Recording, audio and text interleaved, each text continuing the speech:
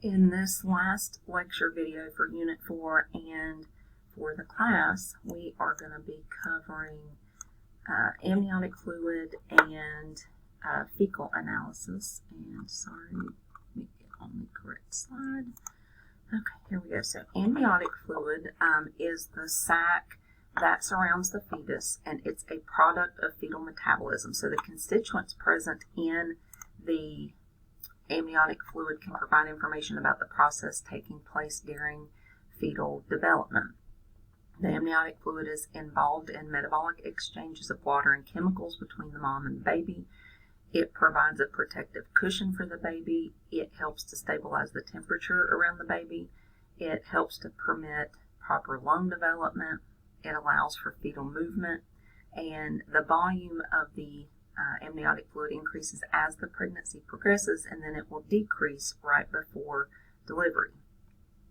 It is produced from fetal urine, lung fluid, and maternal circulation, and will contain biochemical substances such as bilirubin, lipids, enzymes, electrolytes, urea, creatinine, uric acid, proteins, and hormones. And we can test those different elements to determine the health and maturity of the fetus. For instance, if uric acid, urea, and creatinine increases and the fetal urine volume increases, and the fetal age can be estimated by the creatinine.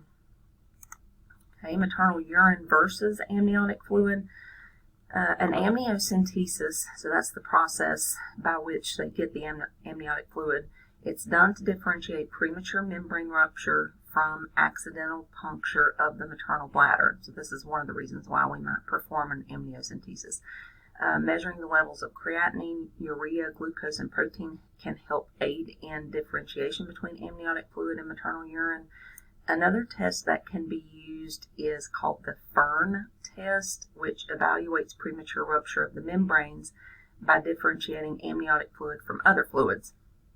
So to do the Fern test, you would have a vaginal fluid specimen that is spread on a glass slide, allow it to air dry, and then observe it under the microscope. Amniotic fluid will produce a fern-like appearance due to the crystals produced by the protein and the sodium chloride content. Some indications for amniocentesis, so why would that procedure need to be performed?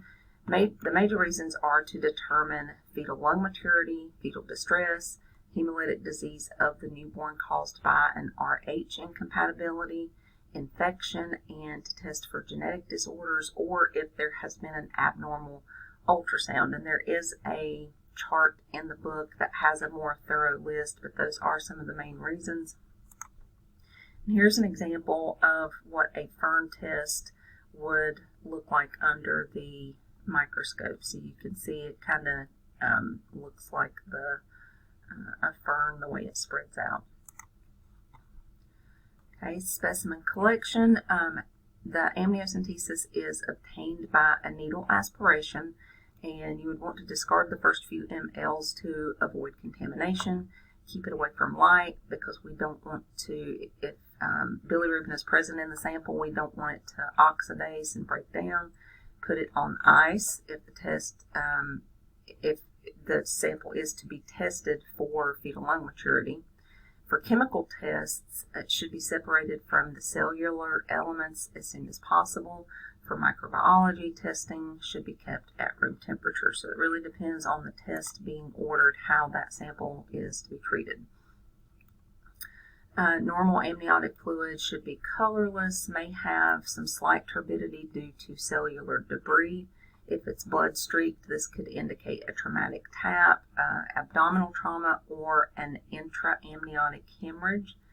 If it's yellow, this would indicate bilirubin is present, which indicates red cell destruction due to hemolytic disease of the newborn.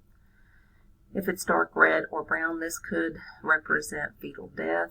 And meconium could be present due to fetal distress, which would cause a dark green sample. So some different tests that are available to test for hemolytic disease of the newborn. So evaluation of the severity of fetal anemia produced by hemolytic disease of the newborn, which occurs when Rh negative moms have an Rh positive baby. So they're going to build antibodies against the baby's Rh antigen. So that first pregnancy, the baby really would not be at risk because mom is building antibodies at that point. But any subsequent pregnancies, the baby would be at risk because mom has already developed the antibodies, which could then attack the baby's Rh antigen. Mothers can be immunized during pregnancy in order to prevent formation of the antibodies. However, antibodies against other red cell antigens can also cause hemolytic disease of the newborn. Rh is the most severe, but ABO can happen as well. The destruction of fetal red cells results in the presence of unconjugated bilirubin in the amniotic fluid, so measuring the bilirubin level can determine the extent of the hemolysis, and the danger to the fetus can be assessed. And the results of this testing are plotted on what is called a Lilly graph, and the book goes into a lot more detail about how the test is performed and reported and what the results mean, but I just want you to know the name of that graph that the results are plotted on. Okay, for neural tube defects, this would be detected by maternal serum alpha-fetoprotein blood test, high-resolution ultrasound, or amniocentesis. So AFP, or the alpha-fetoprotein, is the major protein produced by the liver during early gestation. Presence in the maternal serum or amniotic fluid could suggest spina bifida or anencephaly, in which the baby is born without parts of the brain or skull, but it could also just be an indication of multiple pregnancy. Okay, some tests for fetal maturity. So fetal lung maturity, respiratory distress syndrome is the most common complication of preterm delivery because the baby's lungs are the last organs to develop. This is determined by measuring the amounts of surfactants in the fetal lungs. So surfactants are the fluids produced by the lungs that help with breathing. So the amount in the amniotic fluid is measured, and there are several tests available to measure fetal lung maturity. So the lecithin-sphingomyelin ratio, or the LS ratio, is considered to be the reference method. Lecithin is the primary component of surfactants produced at a constant rate until about 35 weeks of gestation. Then production increases. Sphingomyelin is a lipid produced at a constant rate until about 26 weeks, and it is used as a control to compare the lecithin result to. So prior to 35 weeks, the LS ratio is usually less than 1.6 because large amounts of lecithin are not yet being produced. After 35 weeks, lecithin increases, but the sphingomyelin stays the same, so the ratio will rise to 2.0 or higher. When it reaches that point, a preterm delivery is usually considered to be safe.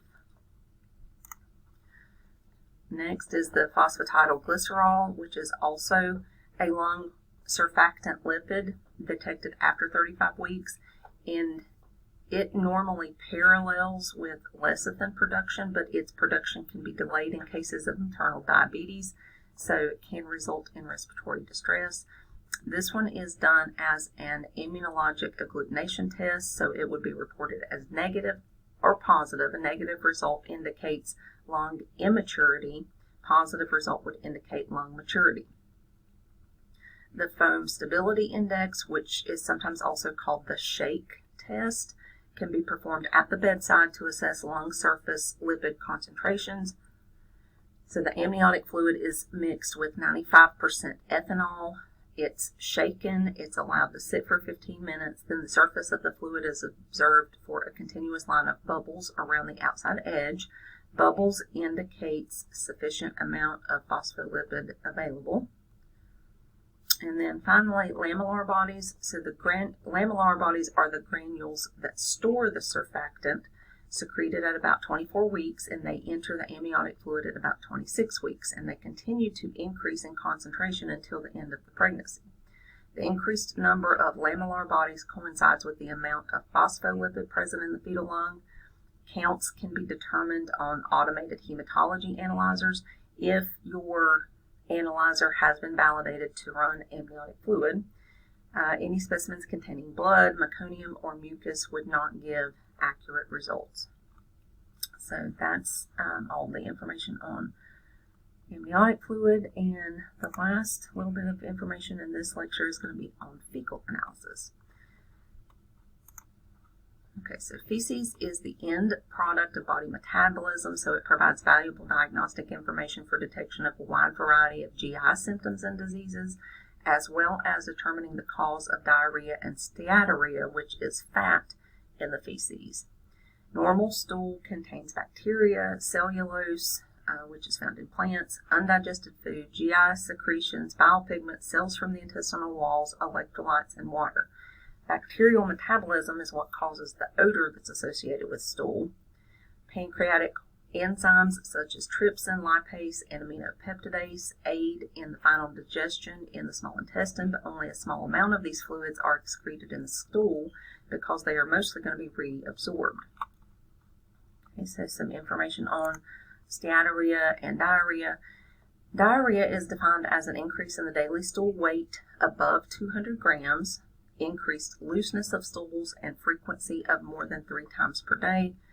Classification of diarrhea is based on 4 factors: illness duration, so how long have the symptoms been presenting, the mechanism, or what is actually happening, the severity, and stool characteristics. So the mechanisms can be broken down to secretory diarrhea, osmotic diarrhea, and altered intestinal motility. In secretory diarrhea, there'll be increased secretion of water that overrides the reabsorptive ability of the large intestine. So this can be caused by bacterial, viral, and protozoan infections, certain drugs, hormones, irritable bowel disease, endocrine disorders, neoplasms, which are abnormal growths of tissue, and collagen vascular disease, which is an autoimmune disease. With osmotic diarrhea, this is caused by poor absorption. Incomplete breakdown of food presents increased fecal material to the large intestine, resulting in water and electrolyte retention in the large intestine, which results in an excessively watery stool. Malabsorption, which is impaired reabsorption of nutrients, and maldigestion, which is impaired digestion of foods, contribute to osmotic diarrhea. So there are different conditions or diseases that can cause malabsorption or maldigestion. Okay, finally, altered motility is caused by either slowed motility, which is constipation, or enhanced motility, which is referred to as hypermotility, both seen in irritable bowel syndrome. And in IBS, the muscles and the nerves of the bowel are extra sensitive, so it causes cramping, bloating, gas, diarrhea, and constipation. Okay, and then steatorrhea, presence of excess fat in the feces. It's an indication of pancreatic insufficiency and small bowel disorders that lead to malabsorption. So in regards to the pancreas, if there is an absence of bile salts, then lipase does not properly break down and reabsorb dietary fat. There are also conditions affecting the pancreas, such as cystic fibrosis, pancreatitis, and malignancy that will prevent the digestion of fats due to decreased levels of the enzymes. And the D-xylose test is used to detect steatorrhea due to malabsorption. If the D-xylose level is low, then it indicates a malabsorption issue, which I said can be caused by various diseases and conditions. If the D-xylose test is normal, then it suggests that pancreatitis is the problem. Okay, specimen collection. There are lots of different tests that can be performed on fecal specimens, so depending on the test, different collection methods could be necessary. The patient should be given very specific instructions depending on the tests that are to be performed. Some tests require dietary limitations. The specimens should be collected in a sterile container and transferred to the collection container, making sure not to contaminate with toilet water. And quantitative testing requires a timed collection, so it's similar to our 24-hour urine, which will result in quantitative or numerical results. Same with the stool, but quantitative testing usually are going to require a 72-hour collection. So that's in order to account for the variability in bowel habits and the amount of time that it takes for food to pass through the digestive tract. Okay, for our macroscopic screening, some of the first indications of bowel issues could be changes in color and consistency of the stool. So with color, the normal brown color of feces is due to urobilin, which is the end result of intestinal oxidation of stercobilinogen. Variations on the normal brown color can be due to a variety of causes. So black stools would indicate an upper GI bleeding. Could also be due to iron therapy or ingestion of charcoal or bismuth. Red stools would indicate lower GI bleeding, but some foods such as beets and some medications such as rifampin can also cause red stools. Pale yellow, white, or gray indicates a possible bile duct obstruction, but can also be associated with procedures that use barium sulfate. And green indicates the oxidation of fecal bilirubin to biliverdin, but it could also be certain antibiotics and increased ingestion of green vegetables or green food coloring. Okay, the appearance, variances in the consistency of the stool can be an indication of certain conditions also. So watery stools would be present in diarrhea. Small, hard stools indicate constipation. Bulky or frothy stools could indicate a bile duct obstruction or pancreatic disorder seen in steatorrhea. Slender, ribbon-like stools would suggest an obstruction of the normal passage of material through the intestine. And mucus or blood streaked with mucus indicates intestinal inflammation or irritation. It could indicate colitis, which is an inflammation of the colon. It could indicate dysentery, which is an inflammation of the intestines caused by microorganisms. It could be malignancy or Crohn's disease, which is a type of inflammatory bowel disease. And again, depending on the test that has been ordered to be performed on the stool, we can also reject specimens if the consistency of the stool does not allow for testing. Okay, microscopic examination. So fecal smears are done in order to detect fecal leukocytes, which are associated with microbial diarrhea, and ulcerative colitis, which is a form of IBD, which causes issues with the large intestine, and also undigested muscle fibers and fats that are associated with steatorrhea. The fecal leukocytes, neutrophils, are the most commonly seen white cell in these conditions, and as few as 3 per high power field can be indicative of an invasive condition. Also, there is also an agglutination test available for the detection of fecal leukocytes, but one of the easiest ways to do that test is just to take your fecal specimen, take a swab and do a very light smear on the microscopic slide, allow it to air dry, and then use your right stain, and then you're just looking for the presence of neutrophils or of white cells. Muscle fibers help in diagnosing and monitoring patients with pancreatic insufficiency and biliary obstructions. So slides are examined, and patients must eat red meat before collecting the sample, and the sample must be examined within 24 hours of collection. And then qualitative fecal fats this is a test used to diagnose steatorrhea and to monitor patients with malabsorption disorders. The test is used to detect triglycerides, fatty acids, salts, fatty acids, and cholesterol. Okay, some chemical testing for fecal specimens. Occult blood is the most frequently performed test on stool, and it tests for quote-unquote hidden blood. Black or red stools could indicate bleeding from different parts of the GI tract, so you could do this test to confirm. An annual occult blood test also helps to screen for early stage colorectal cancer, and there are a few different methods for detecting occult blood. Guaiac, which is right here, the Guaiac test is based on the pseudoperoxidase activity of hemoglobin. This is the most commonly used method, though it is the least sensitive and is intended as a screening test. In this method, you've got a flat stick that you use to take a smear from different areas of the sample, and the sample is wiped onto a test card that has 2 strips of filter paper. So after the sample has been allowed to sit for a few minutes and it kind of soaks into the filter paper, a developer is added to the opposite side of the test card, and the presence of a blue color is considered positive.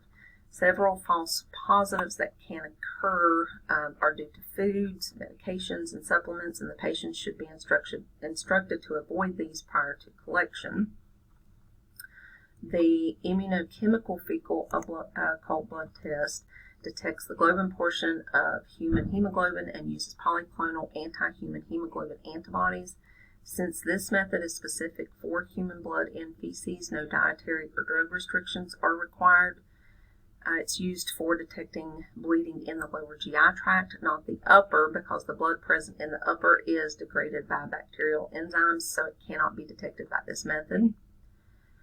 The porphyrin-based fecal occult blood test, which is called HemoQuant, measures intact hemoglobin and the hemoglobin that has been converted to porphyrins.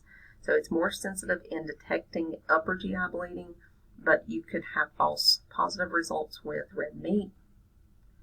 Quantitative fecal fat testing, so this would be used as a confirmatory test to diagnose steatorrhea.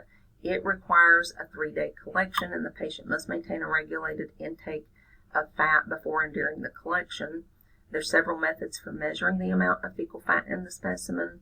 The gold standard method and the most commonly used method is called the Vanderkamer titration. Another method called the acid steatocrit provides a rapid estimate of the fat content, and it does not require a 3-day collection. And this is a picture of one of the guaiac occult blood cards. So 2 different cards here. So on the opposite side of this card is where the sample would be applied. So you can see it's been smeared here and it's been smeared here, and then allowed to soak into this little window that has the filter paper in it. And then you turn it over. So now we're looking at the back side of the card, and you add the developer or the reagent, so a drop to each of the sample windows and then a drop in the control window, and you're looking for this blue color here to indicate a positive reaction. Okay, the APT test for fetal hemoglobin. This tests grossly bloody stools and vomit from neonates to distinguish between the presence of fetal or maternal blood due to swallowing of maternal blood by the infant. So the sample is centrifuged, 1% sodium hydroxide is added to the pink supernatant. If it remains pink, this is an indication of fetal hemoglobin. If it's yellow or brown, it indicates maternal hemoglobin. Fecal enzymes, so these are tests for the digestive enzymes trypsin, chymotrypsin, and elastase 1. Which are essential for digesting proteins, carbohydrates, and fats.